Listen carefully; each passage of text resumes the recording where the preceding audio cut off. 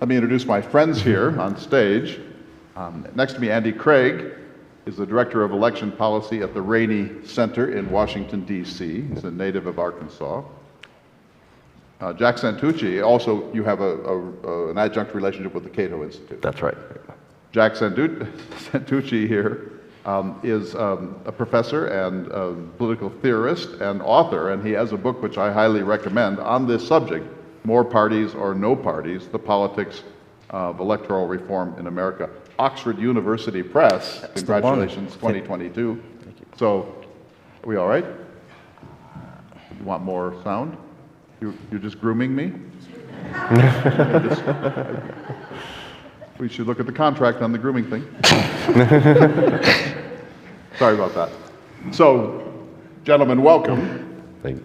So, when we thought of this program last year, we expected there to be a third-party candidacy that really was galvanizing the American scene.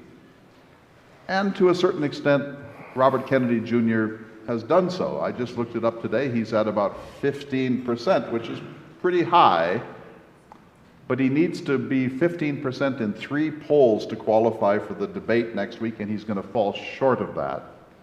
We'll come back to talk about the way the two parties make it difficult for any third party or independent candidacy. Just this much by way of background. We have a two-party system in America. Most European countries have a multi-party system, and they have something called proportional representation and so on. The United States settled in for a two-party system early, but remember this, it's not mandated by the Constitution of the United States. The Constitution is absolutely silent on this question. In fact, the Constitution makers, including Thomas Jefferson, who wasn't there but had an input, were appalled by the notion of political parties. Think of that. And they built the Constitution without political parties in mind, and they made a terrible mistake in doing so because they did not initially differentiate between those who were running for president and those who were running for vice president. So whoever got the most number of votes is president, the runner-up is vice president. In the election of 1800, in the election of 1796, the first one after George Washington retired, John Adams wins, but the runner-up is Thomas Jefferson, who's of another political persuasion. And then in 1800, Jefferson wins, but technically he tied in the Electoral College with his running mate Aaron Burr. Everyone in the country knew Jefferson was president and Burr was vice president, but the Constitution didn't know that. And the Constitution saw a tie, and when there is no majoritarian result in the Electoral College, it's thrown into the House of Representatives. It took 36 ballots in the House of Representatives before Jefferson was finally installed. It was one of the tensest moments of American history. And both sides, the Federalists represented by Hamilton and Adams and Rufus King and so on, and the Jeffersonian Democrats, or the Republicans, both sides were preparing for civil war. Jefferson's friend, James Monroe, the governor of Virginia, was actually beginning the work of massing troops on the border of Washington, D.C. to take back the presidency for Jefferson if necessary. So when we think we live in a particularly volatile time, we do. But it is not the first time. So twice before, 1800 and 1824, the election has been thrown into the House of Representatives. And when that happens, all bets are off. Who knows what the House would do, but they're under no legal obligation to honor the votes of the people. This was fixed by the 12th Amendment, by the way. Jefferson and Burr tied, so then the 12th Amendment said, we separate the ticketing for president and vice president, and so at least solved that problem. But Jefferson said this, he said, I have never submitted the whole body of my opinions to any party of men whatsoever in politics, in religion, or philosophy. Such an addiction is the last degradation of a free and noble spirit. If I could only go to heaven at the head of a party, I would rather not go at all. And look at us now. You know, parties came early, and there was some volatility in the first half of the 19th century, but by 1860, we had gelled into a two-party system, and it has been solid ever since, and tenacious in the way that it has made sure that no other party really has much of a chance. We'll look at a couple of historical examples here. Let's go to a slide. So, James, the first one. I usually like to have funny cartoons. There aren't very many funny cartoons on this subject, but here's one. Against the outsized threat that the third party represents to the two main parties. And I just wanted each of you to say something about this. So, Jack, you first. So, as I understand it, the candidacy of Robert Kennedy Jr. is kind of freaking out both party establishments. Say a little bit about So my take on that, and I would want to double check it against currently existing data, is that RFK Jr. does more to hurt Donald Trump than he does to hurt Democrats. But both parties are concerned. But both parties are concerned. Because he's going to bleed off votes from either both or one or whatever. I think there could be fear among Democrats that he appeals to young people who otherwise would vote for Joe Biden. But the smart take that the smartest take I've seen on RFK Jr. so far is that he appeals to disaffected Republicans because most of the nasty stuff he says is about Democrats. So they assume that he's in a sense, on the Republican side. That half of politics, But the Democrats, of course, are not happy about his snarky remarks, and so that might actually aid them, is the point. And I just think that there's a systemic allergy to third-party politics. But I don't think we know, do we? We don't know what his effect is going to be. No, that's definitely the case. I mean, before RFK, there was also no labels, and there was a lot of dedicated effort coming from the Biden camp and the Democratic camp, seeing them as more hurting that. But that is one of the ironies of the third-party system. I mean, even if you take RFK as kind of more anti-Biden than anti-Trump, it can have the kind of perverse effect of actually helping Biden because it splits the anti-Biden vote. And you see that very frequently with many of the historical examples we'll go through, this spoiler dynamic where you can actually hurt the candidate who's closer to you, and that's part of why we have such an entrenched two-party system under our electoral system. So a third-party candidacy or an independent candidacy is a kind of a wild card, and it destabilizes both of the existing parties, and they work very hard and at great expense to make sure it doesn't distort the picture too much. But I'm surprised at how high Kennedy's numbers actually are. 15% is not negligible. You worked on the Gary Johnson third-party candidacy. I think you said he got 3-point-some%? Well, that's what he finished at. He was polling similar. I mean, that's one of the dynamics is they will poll at 15%, but they'll end up in and I'm sure this will probably be the case with Kennedy People too. return to the fold as the Right, people come home, there's a fade down the final stretch, and so he'll probably end up in the low single digits also, but we'll see.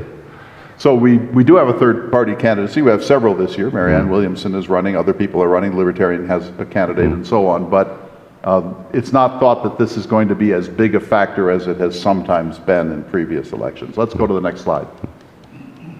So here are just a few. 1860, Abraham Lincoln. It sort of needs an asterisk because it's not exactly a third party, but it has some of those elements. William Jennings Bryan, the People's Party, the Populist Party, 1896. That's the Cross of Gold. Then he ran in the Democratic Party several more times. Theodore Roosevelt is the most famous case. We'll come back to it shortly. Robert La Follette in 1924. He's, of course, fighting Bob La Follette of Wisconsin, the famous progressive.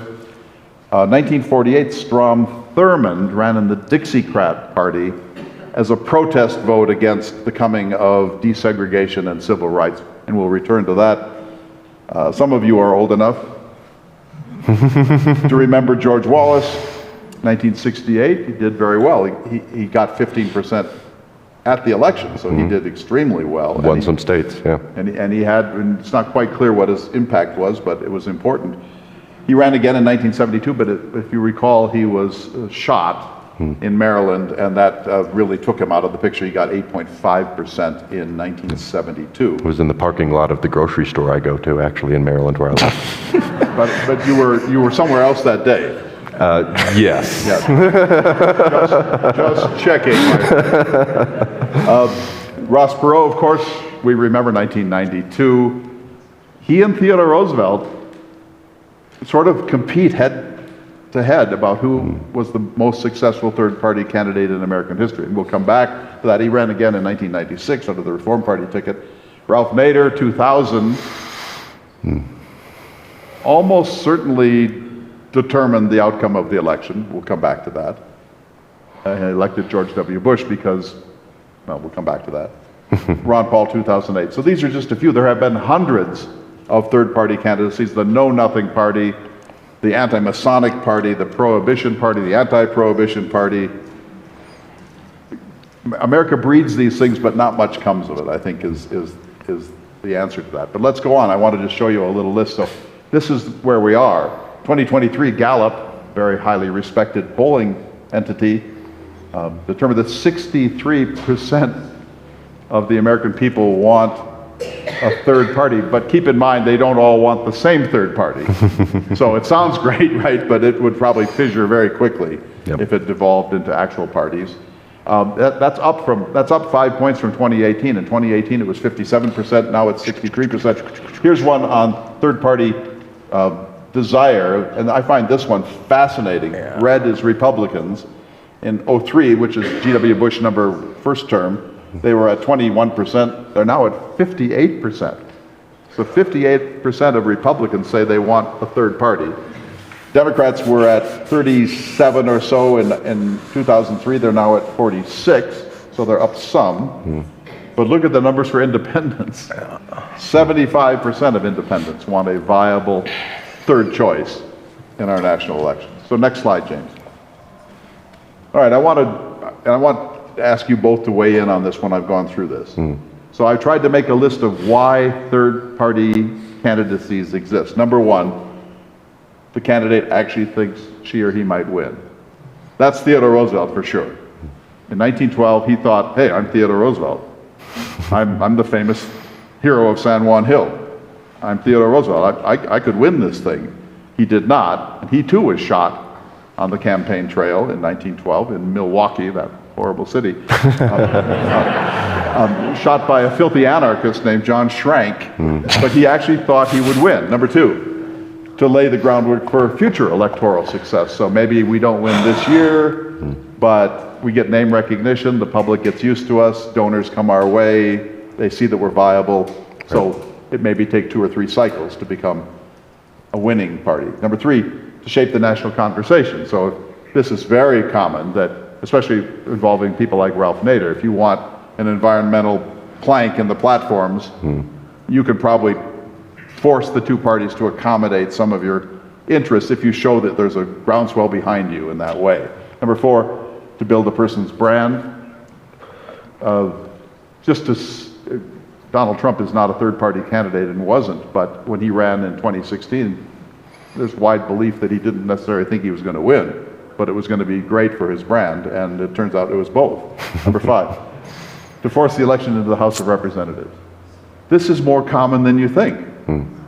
Ross Perot thought maybe he wouldn't win, but he will force the election into the House, and maybe they would make him president. More often, the person thinks, I'll force this into the House of Representatives. This is George Wallace, 1968. I won't win, but I'll force the election into the House, and then the two parties will be coming to me wanting my support, and I will force deep concessions on integration, civil rights, and other questions from the two parties. They can't get there without me, and so there'll be a bidding war for my allegiance, and that's going to shape the presidency of whoever winds up winning. Number six, to represent a lost cause. That's Strom Thurmond in 1948. He knew he wasn't going to be the president of the United States, but by creating the Dixiecrat Party, he allowed Southerners to express their deep discontentment with the coming civil rights movement, with Brown v. Board of Education and so on, which was about to come. And this showed the country how deep the anxiety about integration was in the American South, but he didn't expect to win. And then finally, 7. Hello? Spoiler. There's some evidence that Ralph Nader in 2000 was partly running as a spoiler, that he had become so embittered by the way the parties had messed with him and betrayed their trust and so on, that he thought, we know that the Democrats worked very hard to get him to withdraw. And Al Gore himself finally called him and said, you just have to withdraw because you're going to elect W. And at that point, Nader said, tough, deal with it. He was hoping to get 5% to build a brand, but he also was in a kind of angry, a pox on both your houses mood, and so this can also be the case. So I've laid those out pretty quickly, gentlemen, but your thoughts on these phenomena? No, I think that's a pretty good list of the mix of reasons that you see, and I've talked to a lot of people who were considering running as a third-party candidate or as an independent, and it's very often some mix of this. You often have to sit them down and say, no, you're not going to win. I know you think you're a great politician and you've got a lot of eager support, but this is not a road to the White House. But you had to sit down with someone and say that? Several times, yes. How do they respond when you say, some of them take it better than others, yeah. What do you know? Yeah, but they are rational reasons. I mean, many of these are rational reasons why somebody might decide to do that, even if they know they're not going to win. They can influence debate. I think after 2000, taking Nader as the example, you did see the Democrats move to the left in the 24 years now since then, particularly on environmental issues and kind of markets and capitalist and all that sort of thing. I say I want you to have a realistic expectation, but some of them go ahead and they accept the results. So when you were helping Gary Johnson, and he got about 3%, did it influence the discourse? I don't think we've necessarily seen either party become more libertarian since then, but I think it certainly made a splash. It was for a small, struggling minor party, it was still a lot of attention. He was polling higher earlier in the race. There was a hope that he would make the debate, like RFK was hoping to make the debate, and fell short on that, but it was a reasonable opportunity. I mean, that ticket with him and Bill Weld as his running mate was the only time since, the first time since 1948 that we had two governors on a ticket, including the major party candidates. So that was noteworthy. Jack Santucci, your thoughts on this? I generally defer to Andy Craig's wisdom on why people decide to run as third-party candidates. So what resonates with me on that slide is that reasons 3, to shape the national conversation, and reason 7, to spoil an election, are not mutually exclusive. And when Andy says the Democrats have moved left on the environment in the years since Nader ran in 2000, I mean, there it is. There's your evidence for it. I have thoughts on sort of why voters go along with it, but maybe you may be going there later. Yeah. So could you all hear Jack? Yeah. In the back? Okay. Yeah. So you have a deep voice in that. So How'd that happen? I don't know. It just happened. All right. So any other thoughts about this before we go on? This sort of covers the ground, right, of the motive. Yeah. And so a mistake we often make is thinking that someone runs thinking they're going to win. The reasons are usually more subtle than that. Yes. And they really are hoping to either become viable later or to influence the two parties and forcing them to accommodate some of their interests. Yep. And there's a history of it working. Yeah. Next slide. So just speaking of Ralph. Good old Ralph. I have the deepest, I don't know how you feel, but I have the deepest respect for Ralph Nader. I mean, without Nader, the consumer revolution of the 1960s would have been slower. His first book was Unsafe at Any Speed, about Detroit's incapacity to make safe cars. We have seat belts and shoulder belts in part because of Ralph Nader. He's as important as Rachel Carson in sort of the social revolution of the 60s. Maybe he stayed on the stage a little too long, but he's had a huge influence on the way Americans think about a lot of things, particularly safety in the workplace and safety in what's manufactured. But he says, and I think this is absolutely brilliant and comprehensive, in this rigged two-party system, third parties almost never win. It's obvious what our function is, therefore, in this constricted oligarchy of two corporate indentured parties. It's very Nader. To push hitherto taboo issues onto the public stage, to build for a future, to get a young generation in, to keep the progressive agenda alive, to push the two parties a little bit on this issue and that. That's about as intelligent a statement I think has ever been made about the third party phenomenon. Smart man. Next slide. Sorry, our monitor's not working, so we're bending our necks. You will remember Jesse Ventura, the best known as the governor of Minnesota, less well known as a professional wrestler. And, you know, I'm a kind of a fan of professional wrestling. I don't know, I grew up with Mad Dog Vachon. Yeah. And, you know, Vern Gagne and Pampero Firpo, the wild bull of the Pampas. And, you know, what I love about professional wrestling is that steroids are mandatory. There's not even, they don't even try to work on steroids. So he becomes the governor, he's the populist governor of Minnesota, and he said the priority of the Democrats and Republicans is to preserve power when they have it and to gain power when they don't. Their collective priority is to make sure that together they control the electoral process and under no circumstances allow an independent or third party to infringe on their exclusive franchise. Correct, isn't it? Absolutely. They do a ton of stuff, both legal and political efforts to discourage what third do they parties. do exactly?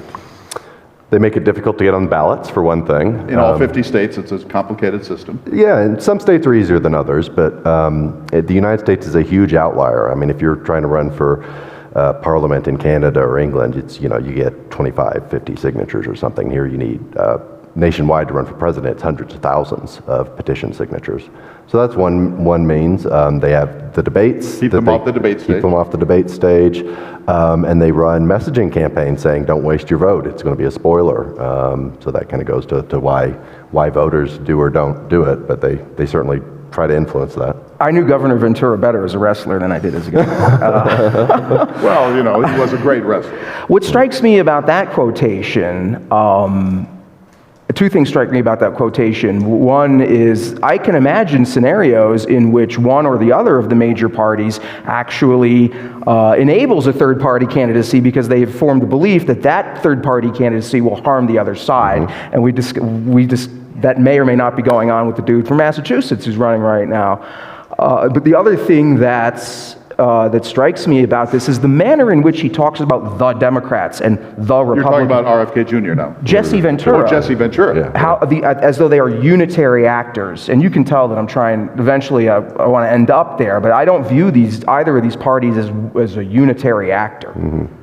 These are big tent parties. Right, and the sort of, you know, throwing spitballs at the two-party system.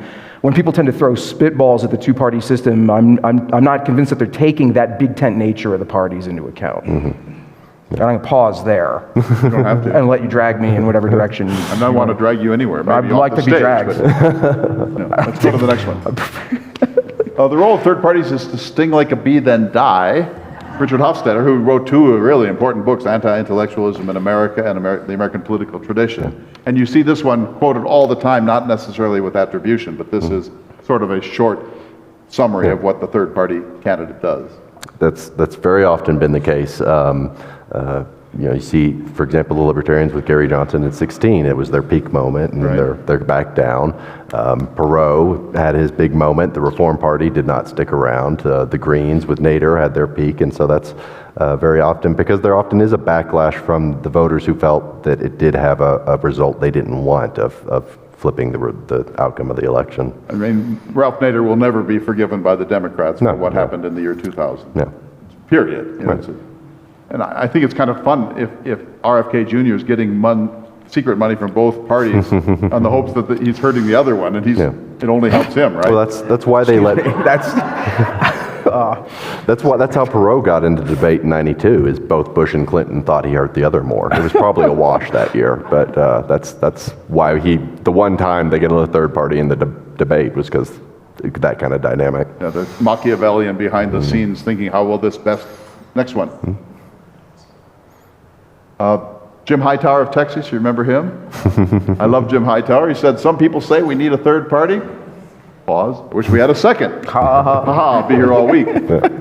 James, let's look at the first of our videos. So we have Nancy Jacobson talking a little bit about this phenomenon. Quietly. Now, but there was forces beyond us, you know, that had better ideas for the country. But yes, it's a ripe moment now. It's going to probably be riper later. It's ripening. I don't think you need that party, but you either need, an independent person like that, or, you need a couple of seats in the U.S. House. You get a couple of seats in the, whoever does the breakthrough first, it just paves the way, as you saw with Lincoln, right? I think it maybe 5 seats, and then things start to break through. So somebody's got to figure out how you get breakthrough. Just doesn't have to be 20 people. It can be 3 people, and then the snowball happens. And we believe the House is the target. That's a place where the delta is so small between the two parties, and probably will continue to be. Let's just talk about this for a moment. So one of the things we do here at the Vail Symposium and CCI is when we have a topic like this, we seek people out and do interviews with them by Zoom.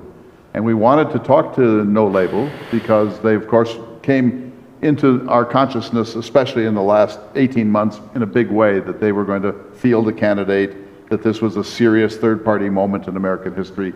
And as you know, it didn't quite work out. And so when we talked to Nancy Jacobson, she acknowledges that, and we'll play another clip here in a moment, but she wanted to redirect the conversation to down ballot and to what occurs behind the scenes. In other words, that No Labels is doing important and distinguished work with Congress, with the progressives or the problem solvers, people in Congress, and that's equally important as mounting a major presidential candidacy. But I think for most Americans, there's a sense in which they overreached and sort of got a little humiliated by this process. What do you think?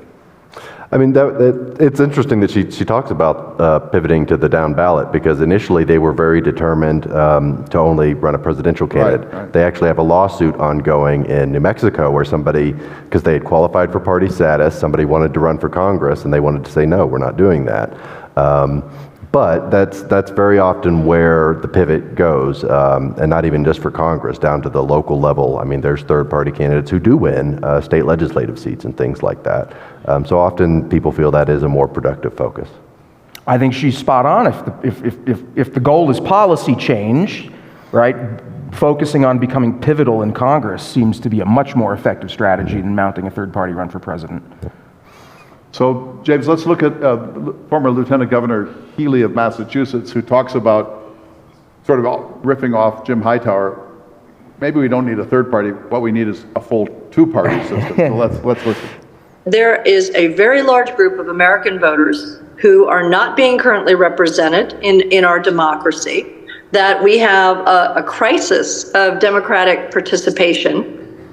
Right now, in those down ballot offices that we were talking about earlier, the 520,000 offices that are not president and vice president, of those, 70% are actually filled with only one candidate running for office. So no opposition. And another 10% are completely empty because no one is standing for those offices. So that means that out of all of the offices elected in America, only 20% actually have at least 2 people who are vying for them. And this is not how we imagine democracy. So when people say democracy is collapsing, I would actually argue that in many ways it has already collapsed. It is already not working the way we imagined. If I asked you to define democracy, you would say 2 people running against each other, 2 or more people running against each other, vying with different ideas, different visions for the future of their community, their state, their country. And that's really not what's happening today in America. And so I think we need to step back. And in 39 of our 50 states, those states are solidly one party. Everyone knows who's going to win those seats before they even go to the polls. And so it's extremely discouraging to people in other parties to even turn out to vote. And it's self-reinforcing. So over time, that one party becomes stronger and stronger. So the Forward Party is not really running to be a third party. In those 39 states, we're actually running to be a second party, and perhaps even the dominant party once people hear our message. That's former Lieutenant Governor Healy of Massachusetts for the Forward Party. She's the voice of the Forward Party. I thought that's a chilling statistic. 520,000 down ballot elections in America, Yep. 70% of which are no contest, essentially, that there's either a single candidate or no candidate whatsoever. And her view is this is ripe for developing reform because that's where the action is, and it's so much less expensive and so much easier to contest for school board or city council or county commission. Yeah, very often I talked about third-party candidates winning state legislative seats and that sort of thing. It is in those deep red, deep blue states where there is otherwise no opposition. It is effectively a one-party system that's just geographically sorted. But those are it's not where you can come in as in a very purple, closely divided race and you get your 5% or 3% or something. It's where you can run in these uncontested races, and it turns out when you do have opposition that's not necessarily the national party that's unpopular in that area, Democrats in a rural area or Republicans in a rural seat, it's more viable than people realize sometimes in those kinds of races. My sense, so because I drink black coffee entirely too late in the evening, my sense from sort of staring at social media late last night is that this sort of leaving races uncontested phenomenon may be diminishing. I don't know what the numbers look like on that, but I do recall seeing some stuff. So, people saying, wow, there's a Republican and a Democrat in every district in this state. But I think when a political scientist looks at a red state or a blue state or a one-party system or a sort of uncompetitive jurisdiction, some political scientists would say that's an unstable situation. That's a situation that's ripe for somebody to come in and exploit whatever issues could potentially divide the dominant party. And it sounds like that's what she's trying to do. That's what Forward might be trying to do. I was not aware that Forward was paying attention to. Interesting, isn't it? It is, yeah. So James, before we move on, I want to show the other Nancy Jacobson video clip because No Labels is a very important, earnest, enterprising entity in spite of the debacle of this year. And you'll hear her level of concern about the future of this country in this clip. We're very nervous, and you'll hear about this in the coming weeks, but we are very nervous, our entire community, what's going to happen post-election. We think the campaign that you think is going to be over is not going to be over. The campaign, there's going to be a campaign after a campaign. Right? I mean, you're going to see the 2028 presidential contest. That's going to be an open contest where, no incumbent on either side. Everybody's going to try to outdo on the Republican side, they're going to try to out-Trump Trump. On the Democratic side, ultimate resistance and everybody throwing barbs. We're very worried. Where we're going to be focused are on those leaders looking to call for peace. So we've already spoken to the heads of the Problem Solvers Caucus. They are already committed to this. We ourselves are going to have a big convening December 12th in Washington, D.C. at the Mayflower Hotel of those leaders that are willing, in the face of potential violence and anything else that could go on, which I think may make January 6th look polite, potentially. We're going to need to be focused on those leaders willing to stand up and call for reconciliation, just like we did after the Civil War. That's pretty chilling, don't you think? How many of you fear that between November 5th and January 20th of next year, there will be serious violence like January 6th? Look at that. That's a lot of people. Just raise your hands again and look around. How did we reach this state? If you read the literature, Ann Applebaum, Tim Snyder, the literature of what happens when democracies collapse or democracies fail, it is 100% the foundation that when there is no peaceful transfer of power, that's the beginning of a spiral that can end in street violence and even civil war.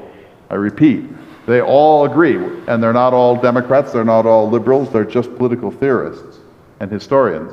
When there is a breakdown of peaceful transfer of power, that's the beginning of a spiral that can, who knows where it will go, and you have a serious insider in Washington saying she's bracing herself for what will happen after the coming election? I remember the dessert at the Mayflower Hotel being really visually appealing. So, You're going to go there for it. when you think about the Mayflower, when you walk in, it's like, wow, this is a sort of an old building and it's interesting, but I'd rather right be near the White House, I'd rather be yeah. somewhere else. I'd rather be in a different hotel.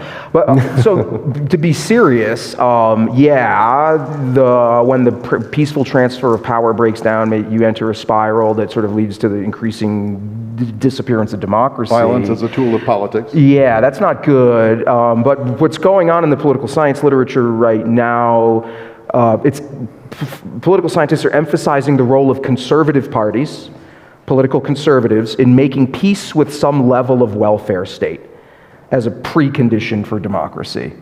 And it's sort of when the political right rejects the idea of a welfare state is when that's a structural condition that makes it not likely that you're going to have democracy anymore. It's kind of where the conversation's been going in some of the books that are coming out now. But some of this can be politics as usual. You can think that the Affordable Care Act is a terrible mistake. You can think that the welfare state has gone too far. You can think that Social Security is unsustainable. That's politics. That's politics. But when violence becomes a tool of political persuasion, as it has a little now, and maybe more, and she believes, brace yourself, that's so deeply upsetting, isn't it, to think that in the United States that we have to have this conversation on a public stage? Yeah, I mean, that's at the core fundamental level. Why do we have elections? It's to have a peaceful, orderly, regular process so that we're not beating each other's brains out in the streets. And when that starts to break down, it can be scary. We've seen a small taste of that, and hopefully it doesn't get worse. But when you're talking to local county clerks and people like that who are dealing with threats and harassment, these are people who serve a very important role as peacemakers in our society, and I think that's something that's worth defending.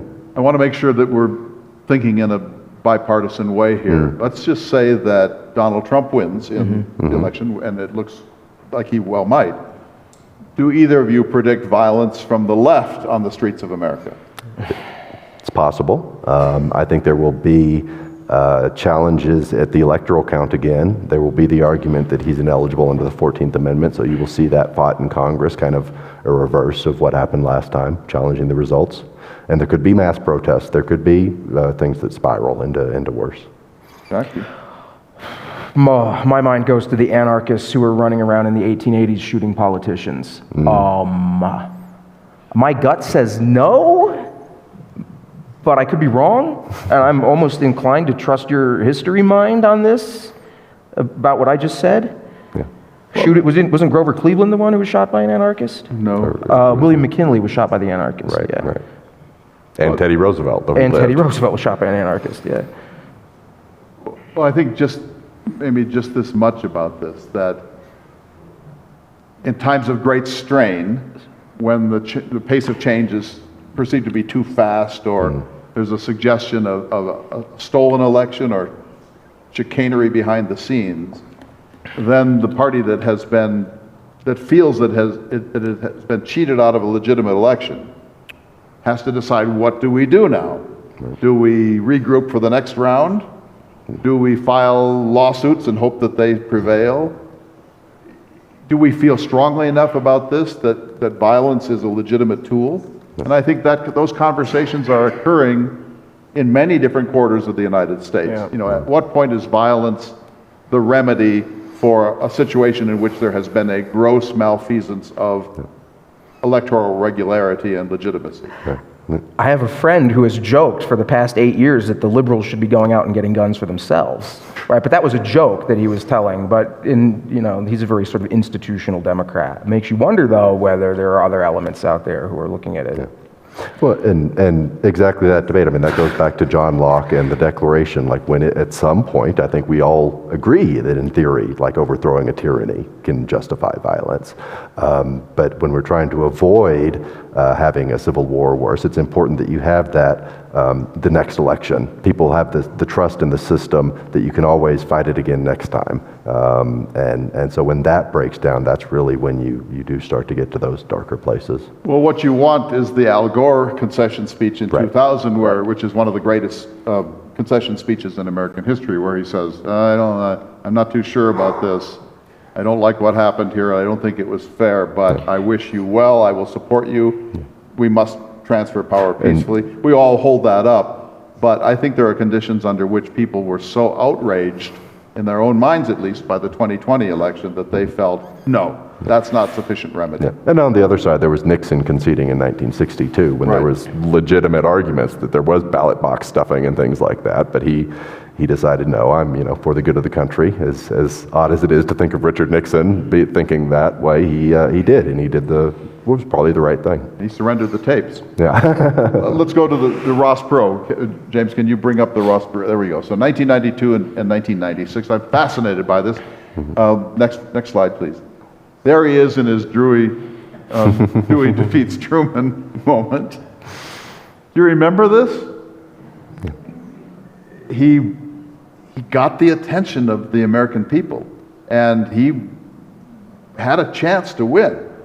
He was at 30-some% for a time. And then remember, he dropped out for 7 weeks, just disappeared, and then came back, and then said it had to do with pornographic wedding, faked photos, and today we just shrug at that kind of stuff. But he came about as close as it's possible to come. What did he represent? Well, he was certainly, there was a kind of populist strain, and in some ways was a predecessor of the kind of surge of populism we see today. I mean, one of his big issues was backlash against free trade. NAFTA, he was very much concerned against NAFTA. And there was also a sense that in that election, you had two relatively kind of center-right and center-left nominees from the major parties. And so, I mean, Bush and Clinton disagreed on a lot of things, but that kind of created, I think, more of an opening. And he was a very colorful character who captured the nation's imagination, I think, is certainly part of it. I don't remember this moment, but I remember the charts and graphs. But one thing that sticks out about Perot is that, so you can measure sort of how people feel about their ability to affect politics, that the concept that's called self-efficacy. Do I feel like I have the ability to affect politics? And nowadays, in 2016, the people who didn't feel like they had the ability to affect politics were more likely to support Bernie Sanders in the Democratic primary and Donald Trump in the Republican primary. Those indicators were predicting Ross Perot support in 1992, and possibly 96 as well, which is consistent with what you've said about his populism, I think. We're concerned about American workers, concerned about the American middle class, concerned that NAFTA and other free trade agreements were actually helping other countries at the expense of the United States, some anxiety about globalism, and it worked. It touched a chord with the American people, even though he was a somewhat unusual person with an unusual manner. And also, government is sort of too big. Wasn't that one of his big messages as well? Tear down government. Right, and we see it 30 years later. Next slide. I love this photograph. Yeah. Because it tells you so much about each of them, right? There's Perot with his massive self-confidence, walking his way across the stage. Bill Clinton is feeling your pain as always. It's just so Bill Clinton. It's a perfect Bill Clinton image of that slightly smarmy thing that worked. And then H.W. looking asleep. Remember, he's the one who looked at his watch during the debate, and that really bothered a lot of people, and he couldn't say how much a loaf of bread cost. And that picture kind of captures the sense of him as not being on full alert. And so, but here's Perot, and I love the way he divides the two parties there. Next slide. All right. Any other thoughts about the Perot phenomenon? And he ran again in 96, but by now, they didn't let him in the debates that time. Right, and they'd learned their lesson. The moment had passed, and he got 8.5%, but people were not going to make that run again with him. Ralph Nader. All right, let's see the photo here. A great photograph of Nader. Next. Here he is with the Corvair. This is how he became Ralph Nader. That he was a pioneer for consumer safety and activism, and Unsafe at Any Speed was an extremely important book. his influence on the second half of the 20th century is huge. He sort of became a little bit of a caricature towards the end of his career, too bad, and a spoiler too, but that's a great photograph. Next. Oh, that's it for him. Any thoughts about Nader 2000? I think Nader is an example of, like Perot, certainly like Teddy Roosevelt, who was an ex-president, that one of the necessary ingredients to have a third-party candidate who kind of catches fire is they're a known quantity. They're already famous.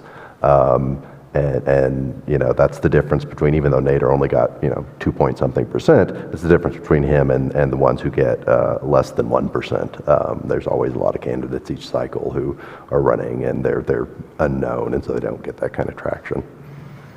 But in 2000, he was made aware that he could cost the election for Al Gore. His politics are closer to Gore's than his politics are to George W. Bush. And he was begged to drop out when it was clear that if he stayed in, he could determine the outcome of the election. And he simply refused. And I want to ask you about that, because you've been working with people like this. The stubbornness of people, when it's clear that they're not going to win, they have a hard time packing it in and giving up and conceding. And that argument, which you hear a lot, it does cause candidates to dig in their heels, and you understand why. It does feel undemocratic. It does feel like you're trying to silence a voice that are raising issues these candidates feel are important and are not being heard.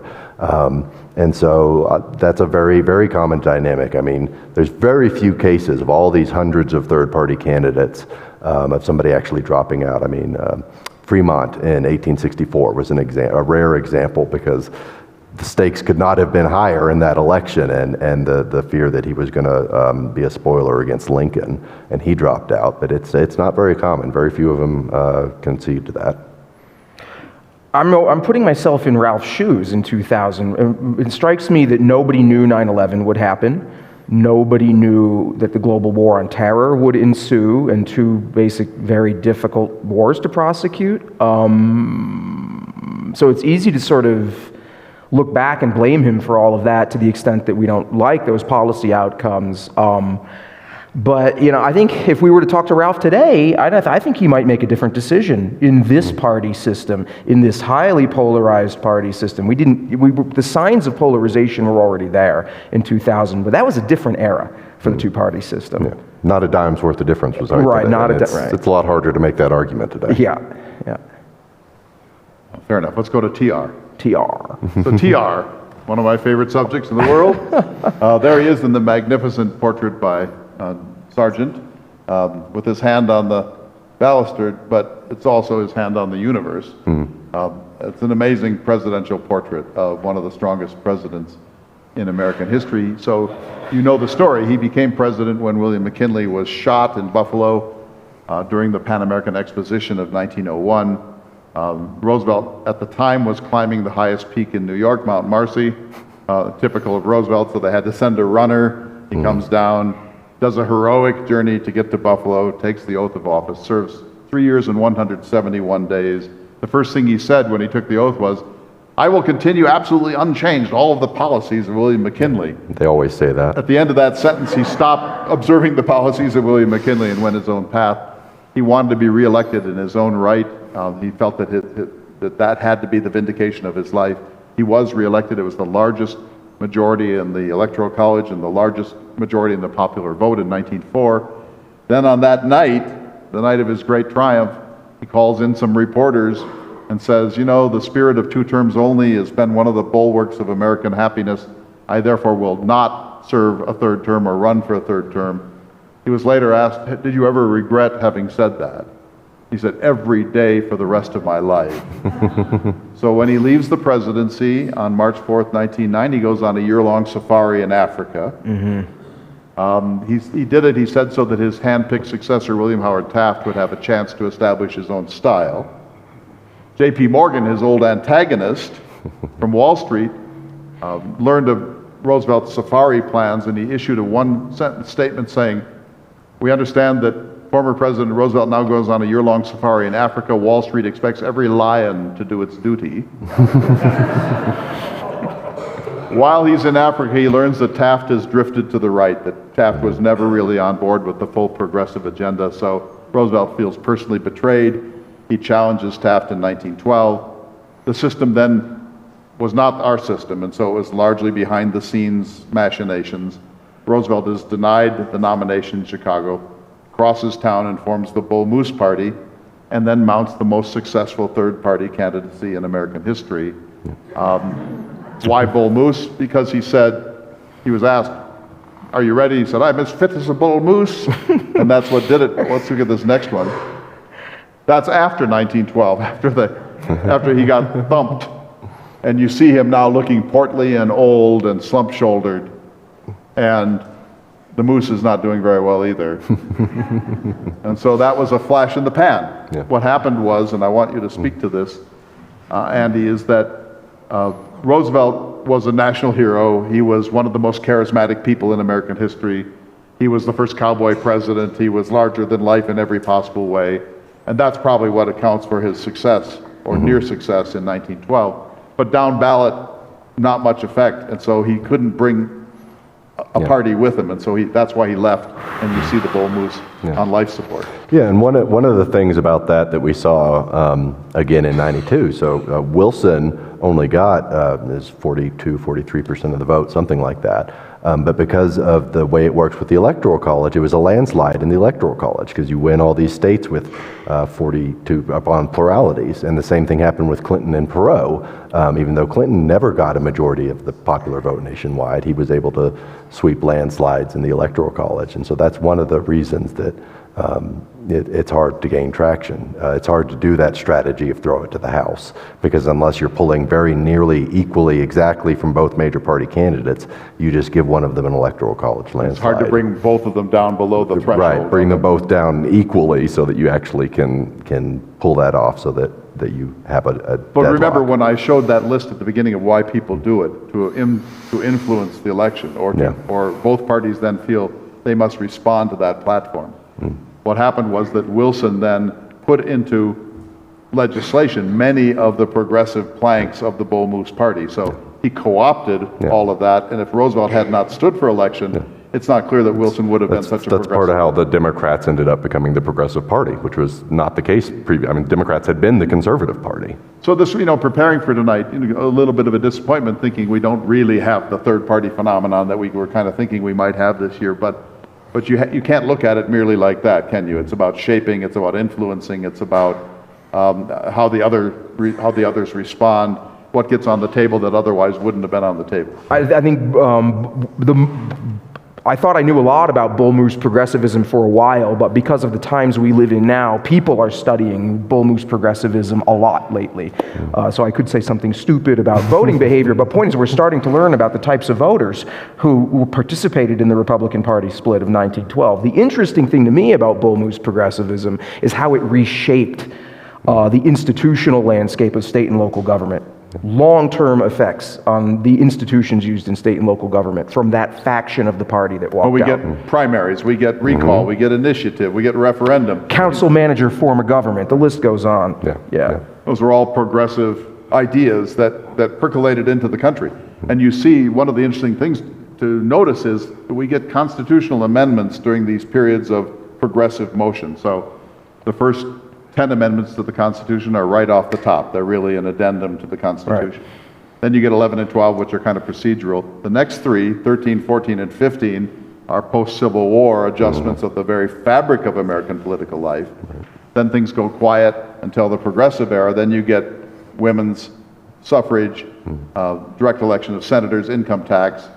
Then in the 60s, you get another round of it. So every time there is a kind of a progressive movement in the country that rocks the political system, it usually has wound up then changing the Constitution in some significant ways. Absolutely. I mean, it takes that kind of turmoil disrupting the party system to get to the very high supermajority bar that it takes to amend the Constitution. And so when you have kind of a stable two-party system and it's one party opposes and one party supports, you can't get to that high threshold. So it takes that kind of ferment, and then you get these spurts of constitutional amendments like that. So James, can you just go back to TR, the bloody shirt, for a moment? So you probably know that On October 14th, 1912, Theodore Roosevelt was shot at point blank range in Milwaukee. He was on his way, he had gone to a dinner, and he had to rush to get to the speaking town hall, and so he went in a jalopy. John Schrank came up and shot him. Roosevelt said he pinked me, and then he said he's an old big game hunter, so he said I spit into my hand, and since there was no blood in my spittle, I knew that I was not mortally wounded. And so I decided to go give my speech. Yep. And his handlers were like, no, you're not going to give a speech. He said, I'm giving this speech as the last thing that I ever do. So they go to the auditorium, and Roosevelt stands up with blood coming out of his chest and gives a 84-minute speech. He gives an 84-minute speech, and he said at the beginning of it, I hope you will all listen very carefully. I may not be at full strength. You see, I've just been assassinated. And at the end of his 84-minute speech, he's finally fainting, and they haul him off, and he's walking down the aisle, and there are 1,000 people in this auditorium. And as he's walking down the aisle, he's shaking hands with people. And everyone's wanting to shake his hand. And later, one of his aides said, you realize that everyone wanted to be the last person ever to shake your hand. So he goes into the hospital, and a week later he's back out on the campaign trail. So my point is, there's only one and one only Theodore Roosevelt in American history, right? He's one of a kind, This is, by the way, yes. early Photoshop. That did not actually happen, but you see the point. There's one and only one TR. It's, the biggest figure really in some ways on Mount Rushmore just because of his outsized personality. Jefferson was a quiet man. Lincoln was not a quiet man, but he didn't have that kind of an ego. Right. And Ross Perot is one of those larger than life figures. He's made many billions of dollars in computing for government. Remember he'd gone off to Korea and Iran and gotten hostages out. And he was a heroic figure, or at least a heroic figure in his own mind. And so it takes that kind of a person to break through. And I think when Robert Kennedy Jr. sort of started to tease the waters this year, many people thought, another Kennedy, the Kennedy, Right. the savior. And then it turns out he disappointed a lot of people in the process, but he still is at 15. So if his name were Smith, No. we wouldn't be having this conversation. Nobody would have heard of it. He would have been another one of the candidates getting, 0.5%. And I'm sorry to say it, but if your name is Gary Johnson, you're not going to be the president of the United States. Because what do I know about Gary Johnson, right? Yeah. But with TR, San Juan Hill. Right. So it's that outsized capacity that makes it get close.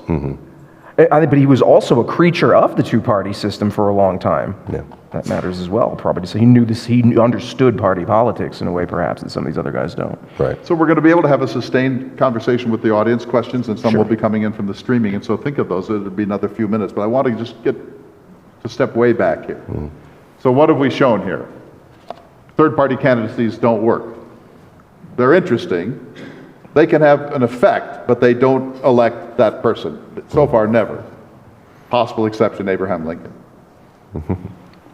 Number two, the existing parties are very good at crushing out third-party candidacies. They work hard at it, and they conspire together to do it in many instances, to crush out the third party. But the American people have made it clear that they want an alternative. They're not happy with the current Republican Party. They're not particularly happy with the current Democratic Party. They believe that both parties have been, in some sense, co-opted by the extremes on either end of them. The sort of AOC world on the left for the Democrats, the kind of the squad, the wokeness, the cancel culture, and on the right, the Trump phenomenon of some of the wild things that he has proposed, and so on. And so there are a very solid majority of the American people are saying, we want something different. We want something different that represents common sense, compromise, the capacity of people to work things out and solve problems in Washington, to address the issues of the debt and the border and energy policy and our foreign policy. The American people could not have been more emphatic about this. They want something different from what we have, right? Do either of you doubt that? No, I Now, think just there's a what lot of they want dissent. different is not quite clear, right? But so how, I would have thought that this year would be the year that this could happen, because there is a very wide feeling that the Republican Party is imploding in a certain way, and that once Joe Biden leaves the scene, the Democrats are going to have a bloodbath of trying to figure out what they stand for. You would have thought that this was the kind of year where a centrist third-party candidate would get enormous support from the American people, and yet not. Yeah. I mean, that's what we thought in 2016 too, when we had the historically unpopular candidates. And again, it felt like it was taking off for a while. But one of the dynamics is so when you have a single winner race like the presidential election, or like we have for all our members of Congress, that gets you to, it's called Duverger's law. It forces you to get a kind of two-party race because only one guy can win. And you can contrast that with the reason all these European countries and most of the rest of the world has a multi-party system is because you get 10% of the votes, you get 10% of the seats in the legislature, and then you often have a parliamentary system, so you get coalition governments. And so that goes to the dynamic of why we have this perennial desire, but then it always kind of sputters out. But we have this system where the two parties are not embedded in the Constitution. It's just a norm.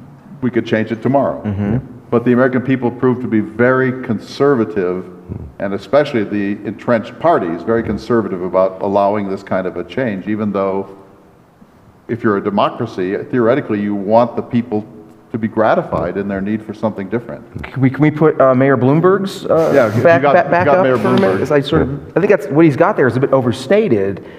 There it is. The system is designed for a two-party system. Okay. I think there are very concrete, tangible ways to make the American federal political system more hospitable to third parties that do not require constitutional amendment at all whatsoever. And if you're interested in those, there's a document I can share that lays them out. The real problem here with reform in that vein is putting together the coalition to get the reforms in Congress. We're not even talking about what it would take to pass a constitutional amendment, right? We're just talking about a majority in each house of Congress and then the signature of a president. And third-party presidential candidate, sure, but we just also went through a major window of opportunity for fundamental reform of the political system that doesn't require constitutional amendment, and it didn't happen. So as you leave tonight, we have this handout that talks a little bit about ranked choice voting, about Stuff proportional like that, representation, fusion, and also a reading list if you want to pursue this. But I want to get to some good news before we turn to the Q&A. Yeah. And a little of that good news is right here in Colorado. Yeah. So Colorado, today, I believe, the legislature is moving towards a system of experimenting with alternative voting systems in the state of Colorado to try to open up the system a little bit.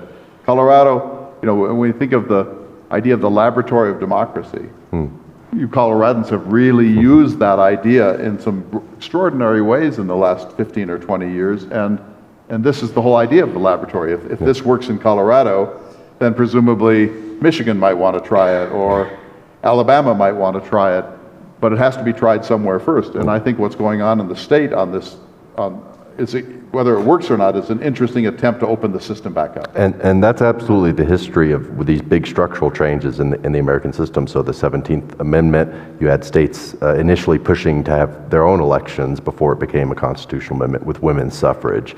With lowering the voting age from 21 to 18. These are all things that started in the states, and they percolate up until they get national attention. Ideally, and the things that don't work so well. So like California tried to push a top two system, which is a very similar kind of goal, and that didn't work out how people thought it would, so that one didn't spread so much. Going back to remember the statement about Lieutenant Governor Healy about the 520,000 contests in the country. There's good news happening at the state and local level. Lots of things are now being experimented with, and it's likely that that's where the action is, and that's what No Labels was saying too, that and forward, that it's a mistake always to fixate on the presidency. That's probably not the best place to reform the country. Yeah. And that's what your book is largely about. So last night we were talking about the concept of presidentialization, which is a fancy political science term for everybody who walks around constantly thinking about who is president or who could be president. even when what they're really thinking about is who should be mayor. Literally, I'm not joking when I say, I got to change the way we have mayoral elections because I'm concerned about who's going to be president. Now, the reform that's in question here, I think is a bit controversial. And I think what happened with the reform in question here in Colorado is that state government has actually put some barriers in place to the implementation of that reform. And there's an interesting conversation that could be had around that if you want. Yeah. But I guess the question I'm asking you is, if you start just by talking third party at the top, it doesn't look good. But if you start talking about lower in the spectrum, there are possibilities, and so maybe we shouldn't feel as hopeless as we do about third-party movements. Yeah, absolutely. I mean, if you are among the many Americans who are dissatisfied with kind of the two-party system, you need to be talking to your state legislators. You need to be looking at your city council for, municipal charter amendments, things like that. That's very much where these things start. And the states do have a way of making these things become more palatable outside of their own boundaries. So Alaska and Maine are doing ranked choice voting, and the results are mixed, and opinions vary about that. But other states are looking at that and saying, does it work? What are the problems? Is that something we would try? Or like the history in New York, which is one of the few states that still allows fusion, which is where third parties can selectively cross-nominate the same candidate, and so they have relatively thriving third parties: the Conservative Party, the Working Families Party, municipal level, at the state and local level. Yes, yeah. So I think we should go to Q&A. Would ranked choice voting make it easier for third-party candidates to be more successful in elections? Would ranked choice voting make it easier for third-party candidates to be more successful? The short answer is no, because it's still that single winner race dynamic. Ranked choice voting, maybe has other merits. People debate about the incentives it creates, but we have pretty solid data. It does not actually get you more third-party candidates winning. Right here. Hey, so my name is Seth Levy. If you'll indulge me just for a minute, I have a little bit of context for my question, all right? I worked on the 2012 and 2016 Johnson campaigns with Andy, the Jorgensen campaign in 2020, and most recently on a now abandoned campaign for contingent election, throwing the election to the House and the Senate. I want to give you just some numbers. In Arizona, Biden beat Trump by 10,457. Jorgensen earned 51,465. Georgia, Biden beat Trump by 11,779. Jorgensen earned 62,229. Pennsylvania, Biden beat Trump by 80,000. Jorgensen earned 79,380. And in Wisconsin, Biden beat Trump by 20,682. Jorgensen earned 38,491. And the Greens earned about 1,000 in each, Howie Hawkins. Internal polling shows that Jorgensen voters were Trump second for the most part. And that led both Donald Trump and RFK to give keynote speeches at the Libertarian Party convention over the Memorial Day weekend. And then, as Andy can attest to, we had similar numbers in the other direction in 2016 that helped Trump win in that election. All that's to say that the greatest impact third parties have had on the presidential level is to be a spoiler. Which is, at the end of the day, quite disheartening for those of us involved in third-party politics. My question really is, what is one law, either federal or on the state level, because these are all, it's really 50 statewide elections, right? Would give greater power to non-duopoly candidates? And before you answer, okay, if this topic is important to you, for those of you who are actually here in the room, there is a No Labels fundraiser in Aspen on July 20th. Talk to me after this and we can see where we're going to talk about solutions. So do you have the question? The things that could open the system up, it really does come down to proportional representation is the big one, and fusion gets you a degree of quasi-proportional. And those are the things that make it possible for candidates third parties to actually get seats at the table in legislative bodies for the most part. So if you get 5% or 10% or 15% of the vote under the current system, that gets you nothing. Because it's winner take all. Because it's winner take all. And so getting away from the winner take all mechanisms is the big thing that gets you a more multi-party So let's just say that you're a party, let's say you're the Green Party, and you get 12% across the country, but you don't win a single race. Right. But now you get 12% of the of the people in the Yeah, legislature. and you can do that at the congressional level, even within our constitutional structure, and this is kind of what Jack was talking about too. You can have multi-member districts, so you have 6 or 7 or 8 seats, and a third party could win one of those maybe. So proportional, I've heard proportional representation all of my life. Yeah. I've lived in Europe. It doesn't happen here. Right. Why, what's the resistance to that? Yeah, you can. That's up your alley. For congressional elections? Yeah. Is that the question? So we have had plenty of proportional representation around this country at the local level. We haven't yet seen it at a state level, but we could see PR adopted at the state level. It's possible to adopt really interesting and high quality forms of PR at the state level. Forms of PR that would be unconstitutional probably for House of Representatives elections. But Because the you question have to is, do them by state. but as to the question, why don't we have PR for Congress? It seems like during the 1960s, as we were starting to pass voting rights legislation and starting to worry about unequal populations across legislative districts, worrying about those kinds of issues, it seemed like we were intellectually, we were moving toward the conclusion that proportional representation is the way to solve all these problems. And one theory that's out there is that the Congress mandates what's known as a single-seat district in 1967 in order to head off the adoption of proportional representation. Yeah, Because, why is the hostility such? That's a good question. One possibility is because people believe that PR is going to give you multi-party politics, although there are kind of nerdy reasons to question that, I can get into if you want. I think another reason might be that the type of PR that we had a lot of experience with at the local level really got a bad rap. It didn't perform well, and because that type of PR was equated with PR writ large, the whole idea of PR just went into the toilet. Yeah. But I mean, if you just take, for example, my own state, North Dakota, where about 6% of the people are Native Americans. Yeah. But they don't usually win any district because their population is not high enough in any district to get the winner take all. Yeah. Under a proportional representation system, they would be entitled to 6% of the legislature. They would now have democratic representation of a kind they don't currently enjoy. So this would even out some of the problems of single race districts. Yeah, and so on. that's one of the strongest arguments in favor of a PR system. The argument out there in the book out there in favor of a PR system is that we need it to blow up the two-party system in order to rescue ourselves from the death of democracy. But another argument that's out there is when you have a PR system, it's a lot easier to accommodate ethnic, racial, and gender diversity directly by giving it representation. Okay. And it's not just about necessarily getting more third parties, so that's one benefit a lot of people see. But it's also the case that, if you look at a state like Massachusetts, a third of the people there vote Republican, but out of their, I believe it's 9 seats, they have 0 Republicans. And if it's the opposite, if you look at a state like Oklahoma. So part of it is we have an underrepresentation of people who are major party voters, but they're the local minority.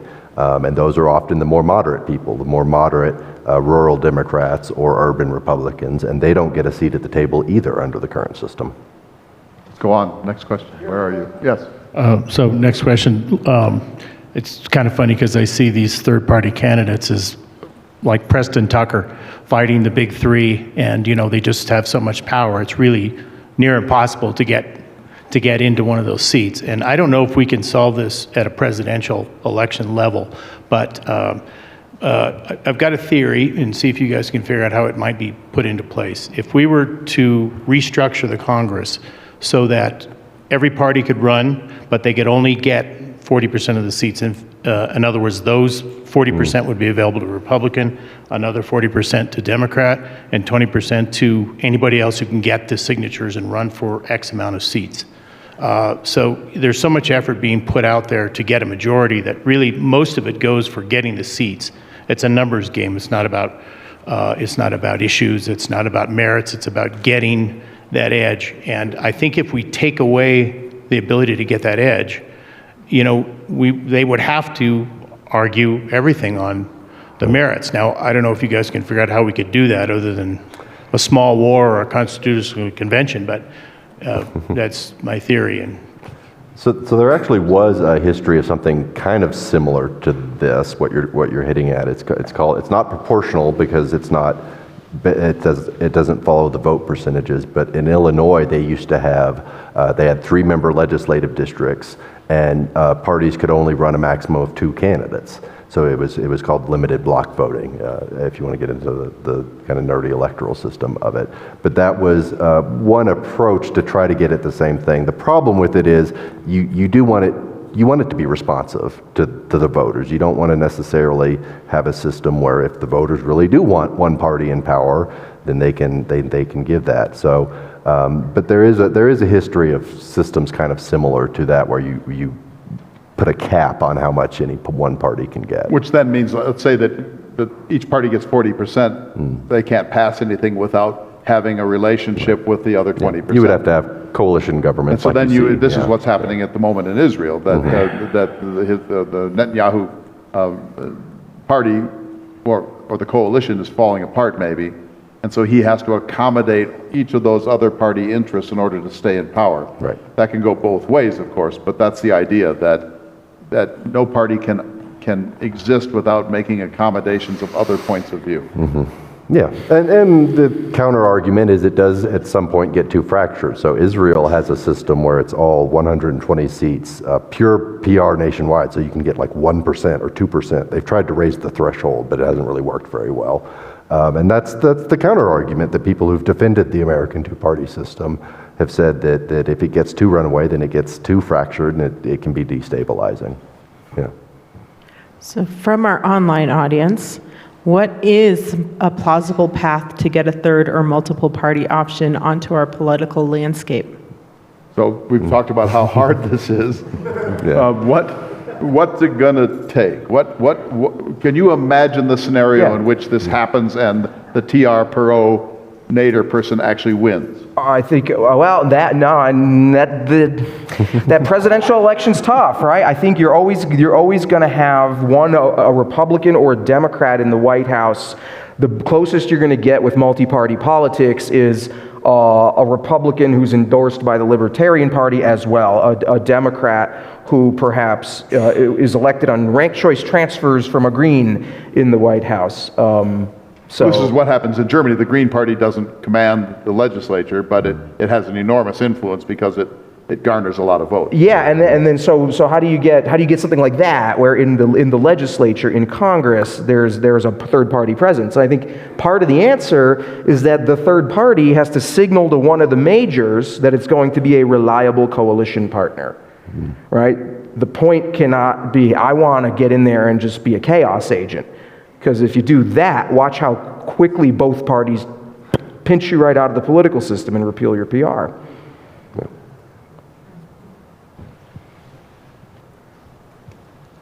Mr. Jenkinson, nice to see you again. Steve and Leslie from Montrose.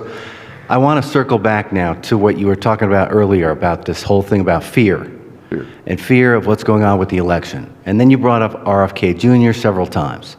So, my fear and maybe prediction, I've never been a conspiracy theorist, but I believe that what he may be doing, and he's not stupid, is actually trying to maybe have his own agenda and maybe in the end steer in one direction or the other to sway the vote. Now, I think you guys weren't dancing around talking about it, but I'd like to have a final thought from you guys about what RFK Jr.'s role, because I believe that it's going to be something that's going to change this right now, what's two-party system. You think it's going to have a destabilizing effect on the two-party system? His effect Yes. is going to do something. Well, I mean, like we saw in 2000, because of the kind of strict polarization, we have very close national races. And so getting a few percent you absolutely hear from these candidates a lot that they are deliberately trying to be strategic about which way they tip the outcome. So I'm not inside RFK's head. I'm not that worm that was eating his brain, but I'm sure he is a smart guy, and he's thinking about what effect he might have short of winning in terms of which way he tips the result. I think he raises interesting issues, or he raises positions on issues that you might. I think one of his long-term effects, or he could be part of an ongoing process of depolarization. So, right, for example, when he says stuff like we should have kept the kids in school during COVID, I think that resonates with some left-leaning people who are young right now. And one thing that strikes me about the election in 1912 is the generational factor at work there. I mean, yeah, TR runs, he does really well, but part of what's going on is like 30 or 40 years of pent-up frustration over economic inequality and a political party system defined by which side you were on in the Civil War. And then all of a sudden, there's a new generation around that doesn't want our politics to be about that anymore. And I think that, is RFK going to have a sort of TR-type impact? No, but it's interesting to listen to young people talk about him. But the question is, do either of you think that his candidacy will force either of the parties to adopt some of his ideas? I mean, I think you've seen very much him affect the way Trump talks about vaccines, because that had been Operation Warp Speed. That was his accomplishment, was developing the COVID vaccine. Right. And now, because there is the backlash, there are the people represented by RFK who are much more wary of the vaccine. You've seen it change how Trump talks about it. So that's one example, I think, of the invite, positive or negative, however you feel about it. But Do you both think that his candidacy is healthy for America? I don't see an issue that a major party can co-opt. You know what I mean? So Andrew Yang talks about universal basic income. In theory, one of the major parties could co-opt that issue. Ralph Nader talked about being better to Mother Earth, and the Democratic Party co-opted that issue. I don't see an issue that RFK is talking about, and I could be wrong. Maybe he is talking about an issue that a major party could co-opt. We'll get to all your questions. We have plenty of time, so hang in there. Thank you. I'm interested in the thoughts of the panel about the post-baby boomer era of politics. All I can tell you is my daughter's new refrain line for me on every time we disagree is, "Okay, boomer." And it's just like she speaks for that generation that can't wait for the boomers to leave the stage, and the sense that we ruined everything. There is a lot of backlash that's across the ideological spectrum against the fact that here we are in 2024, and I mean, RFK is no spring chicken himself. He's also in his 70s, and Trump is 78, Biden's 82, 81. Yeah. So, and historically, to the point about younger generations, I mean, we see it consistently. All these third-party candidates, they do better with younger voters. There's, to my knowledge, never been a third-party candidate who particularly had stronger appeal to older voters. It almost always skews younger. We sense some pent-up yearning and frustration in the younger members, the people who are not boomers and much younger than that. Do you think that they will actually assert themselves and become a major factor in American life soon? I mean, that's generally how the generational turnover goes inevitably, that you have the younger generation come up. And yeah, I mean, one of the demographic factors is because millennials are themselves the boom. There was the baby boom, and then you have the millennials as a larger generation also. So, I mean, yeah, maybe in 50 years, people will be griping about when are these millennials going to get off the stage. My students are already doing that. Yeah. Doing what? A millennial, okay millennial, the way you get an okay boomer. Yeah. Okay. The way one might get an okay boomer. I wear it as a badge of honor. I do too. Megan? Okay, from our online audience, could you speak more about the role of the Electoral College in the two-party system or third-party politics, and what might an alternative system be?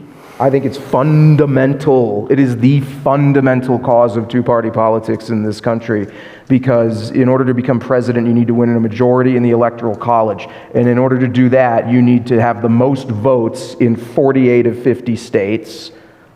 The other two have congressional district allocation. And that right there puts anybody who cares about policy and anybody who cares about putting people into office on sort of schizo mode when it comes to allergy to third party. So what's the alternative? One alternative is fusion. Andy talked about ballot fusion. Another alternative that's out there is ranked choice or instant runoff. I'm more of a fusion guy than an instant runoff guy, because I think to really make ranked choice or instant runoff work well, you have to force voters to rank all the choices. Yeah, that is one of the issues. You have some of the pushback on ranked choice, particularly the way it skews. It's not everybody fills it out.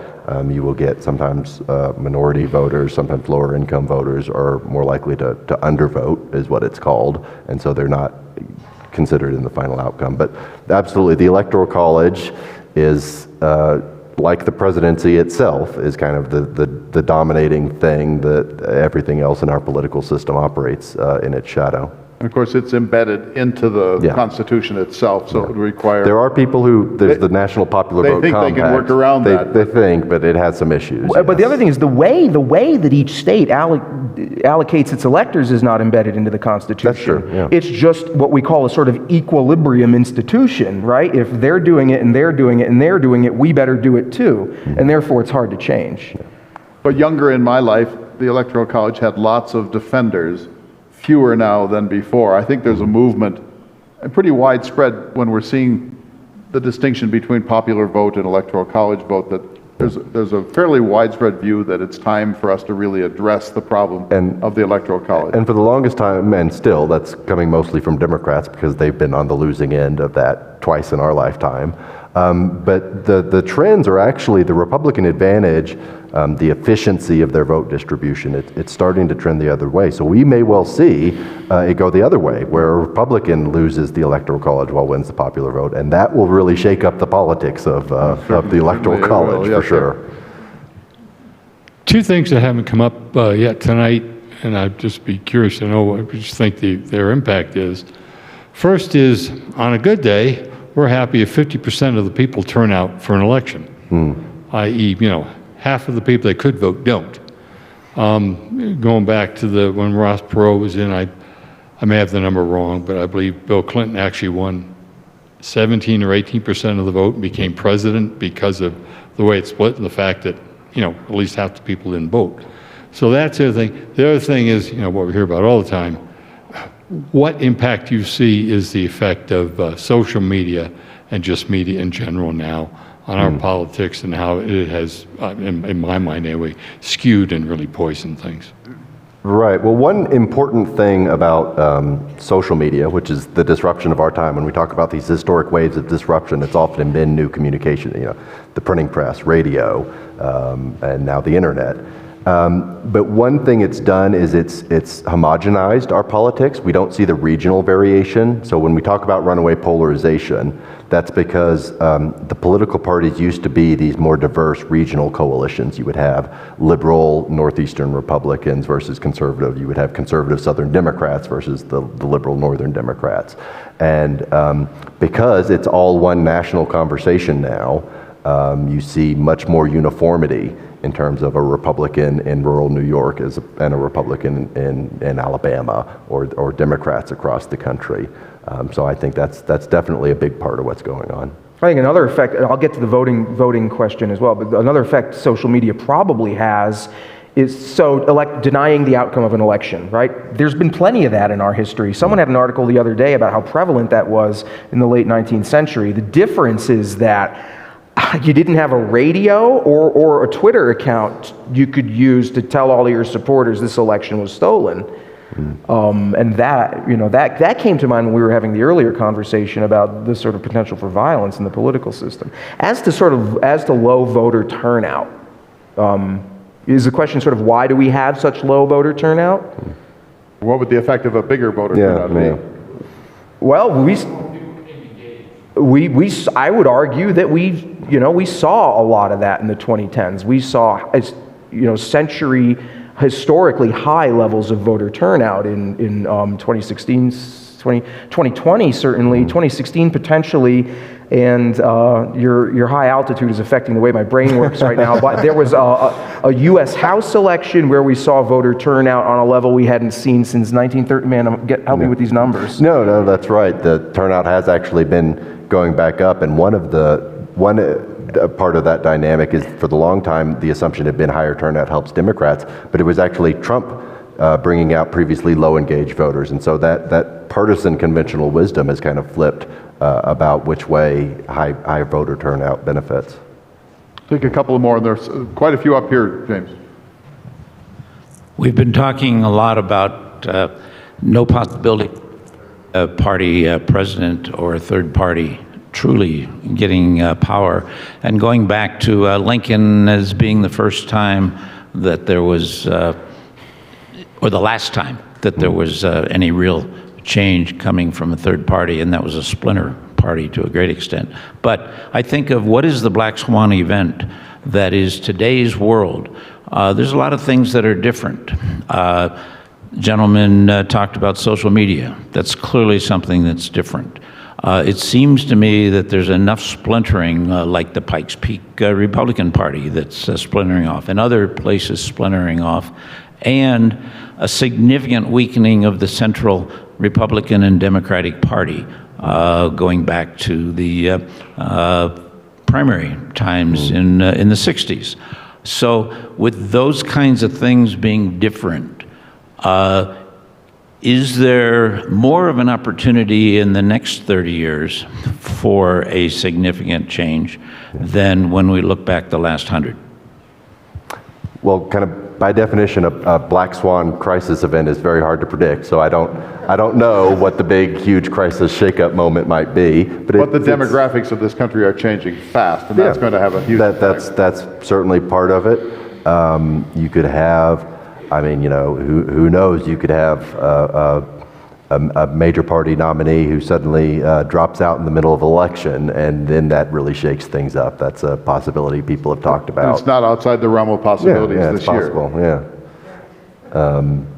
But on the point of the weakening party orgs, that's one of the counterintuitive things political scientists know that's really hard to get across, is that weak party orgs and strong partisanship are strongly correlated. So when we talk about polarization, it is largely because we've seen the decline of the parties as institutions and their moderating and their gatekeeping and their disciplining function.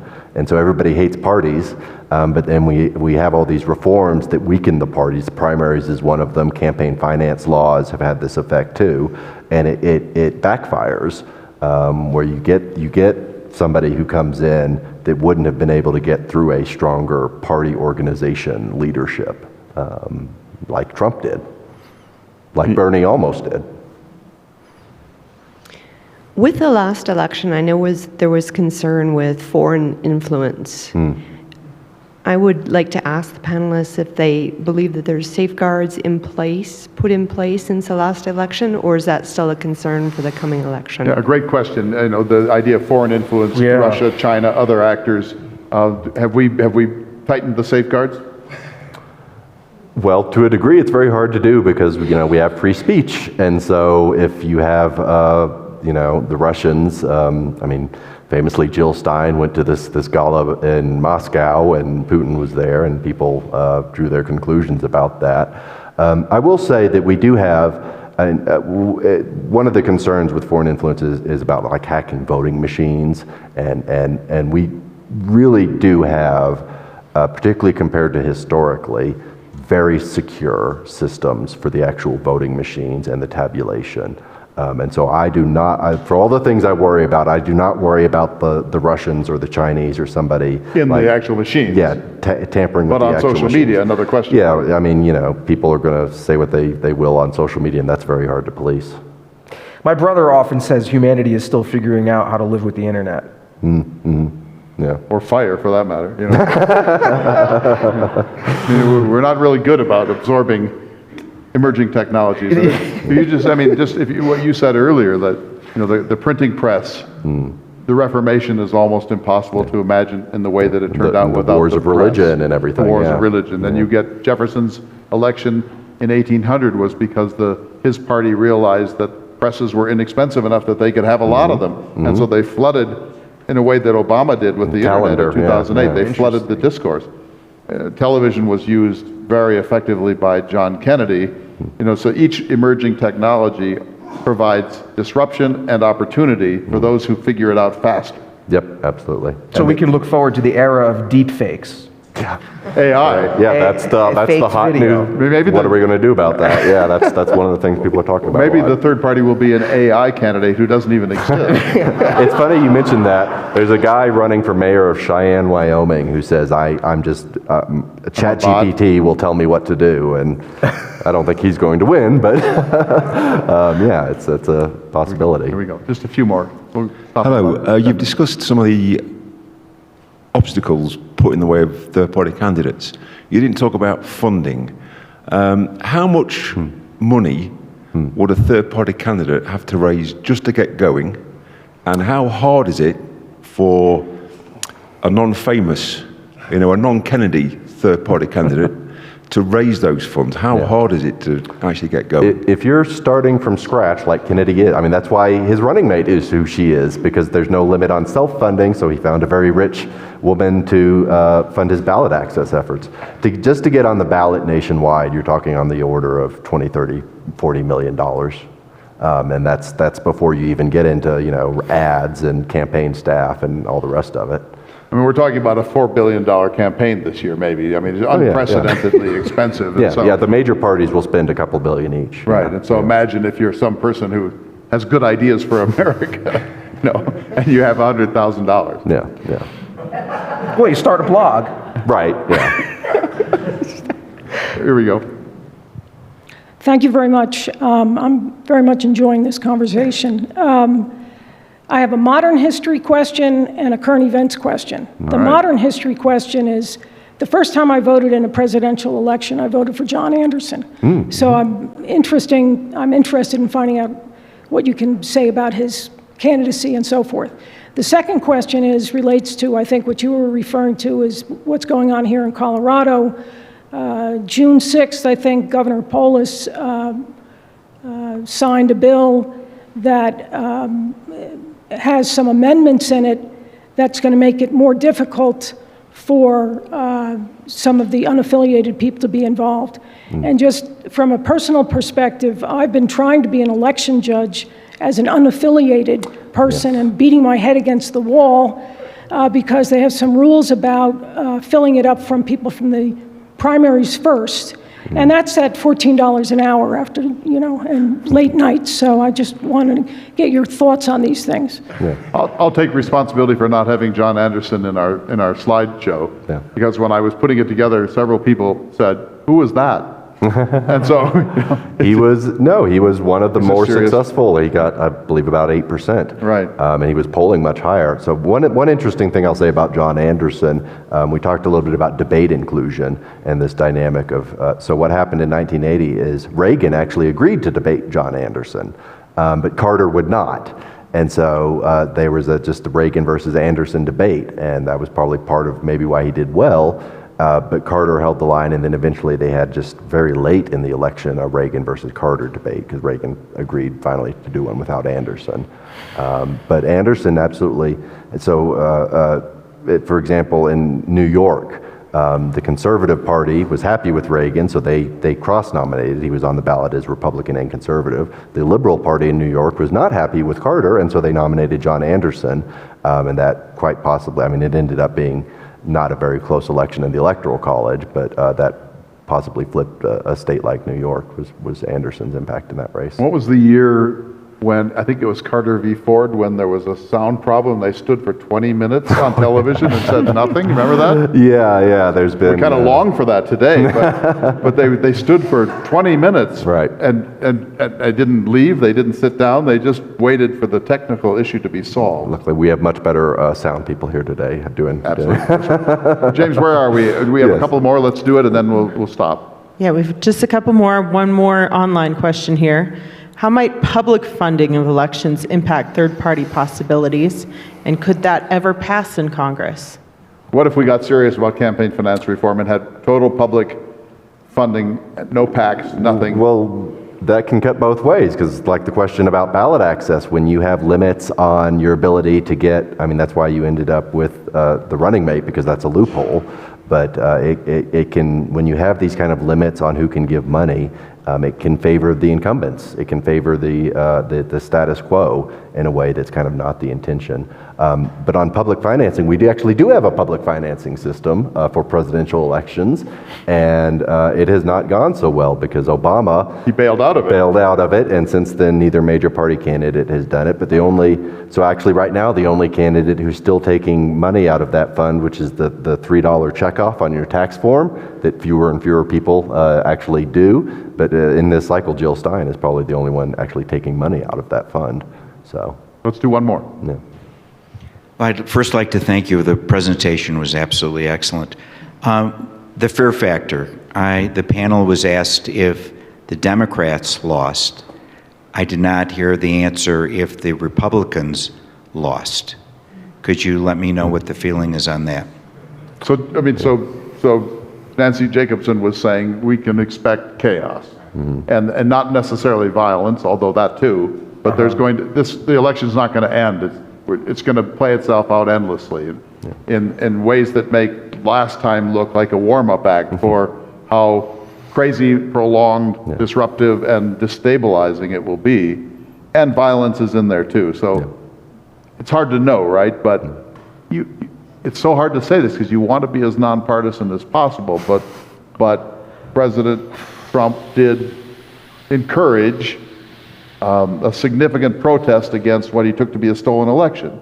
And that does violate an American norm. And so whether he bears legal responsibility for that is yet to be determined. But the Democrat didn't say, if I lose, stand by and stand back. I mean, there was a threat of violence on one side and not on the other. And I think we simply have to acknowledge that, whatever our politics, right? It is extremely difficult to remain a liberal democracy when major political elites reject the basic process of choosing elected officials. But how many of you think that Nancy Jacobson is right, that we're in for a long nightmare here? So I'm trying to think of how to wrap up tonight. I want each of you to say something about this, and keep in mind we have this handout. You want to say something first? Well, I will end on a positive note, actually, which is that we did have a good reform, and I worked on this. The Count Act. The Electoral Count Reform Act, which strengthened the rules that were so ambiguous about the role of the vice president. What does Congress do with counting electoral votes? The role of the courts and the role of the states in that post-election process. And so that doesn't necessarily go to the, what if somebody threatens violence part of it, but at least the procedural rules for what will happen in the post-election and how we decide those disputes have been shored up, and that was in response to what happened last time. And you played a role in that. And do you think that it did enough to probably make that smooth? I think it's very unlikely that we will see any actual legal mechanism to like overturn an election result or do something crazy. That doesn't necessarily head off the, what will people do outside of the legal mechanisms. But, I don't think we will see, just on in Congress on January 6th, they raised the threshold for how many members it takes to have that debate and that vote about rejecting electoral votes. So now it takes a fifth of each chamber before they'll even debate. So you can't just have a couple of guys doing Right, it. you can't just have it. So what happened last time could not happen again because it didn't have enough support.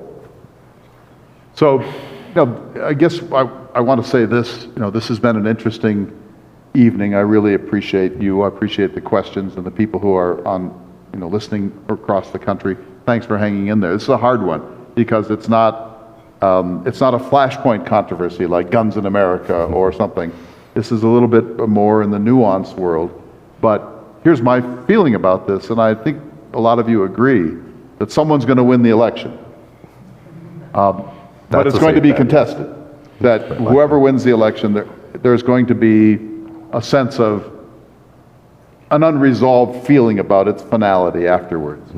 and we may have violence. But even if that goes relatively smoothly and the counting is smooth, my fear is that the next 4 years are going to be exceedingly disruptive and frustrating years. That it's hard to believe that if either candidate wins, let's say decisively by 6 or 7 points, that we will enter a period in which there's more harmony, less division, less partisanship, less verbal violence than we now have. It feels to me like it gets worse or holds, not better. I mean, is that your sense? I mean, yeah, I'm not optimistic on getting back to an era of good feelings anytime soon. It's not James Monroe time. I'm a little more optimistic. I think most people are tired of being angry. That's true. Yeah, there's a lot of exhaustion. Just tired of being angry. But, we all, going back to the original Gallup poll, 63% and rising of the American people want a more responsive political system. And we're a democracy. The people are sovereign here. So we are entitled to a more responsive, more cooperative, more compromising, more efficient political system. And the people are getting more and more and more disillusioned because it never quite happens. And I think that the failure of no labels this year was a setback, because I think many people thought this was the time. So my concern is that if we had this meeting 4 years from now, we'd be saying, wow, that was a tough 4 years. We won't be saying a period of stability and calm ensued. And so the American people are going to continue to pocket that anxiety and that discontentment and that disillusionment. That has to go somewhere, and we want it to go somewhere positive, don't we? Yeah. Ideally, yeah, it'll be channeled into hopefully good reforms. And, this is the American experiment in self-government. We've had these moments where these frustrations bubble up, and more often than not, we do eventually make changes. We have the constitutional amendments that eventually come through. We do have the political reforms. So I am a long-term optimist. We do ultimately have a system that lets us work through these things and hopefully eventually arrive at better systems, Thank you, everyone. All right, quick show. Use conversation helpful conversation? Are you leaving with more gears turning in with? Nodding heads. Oh, that's wonderful. Clay Jenkinson, Andy Craig, Jack Santucci, thank you for sharing your expertise with us.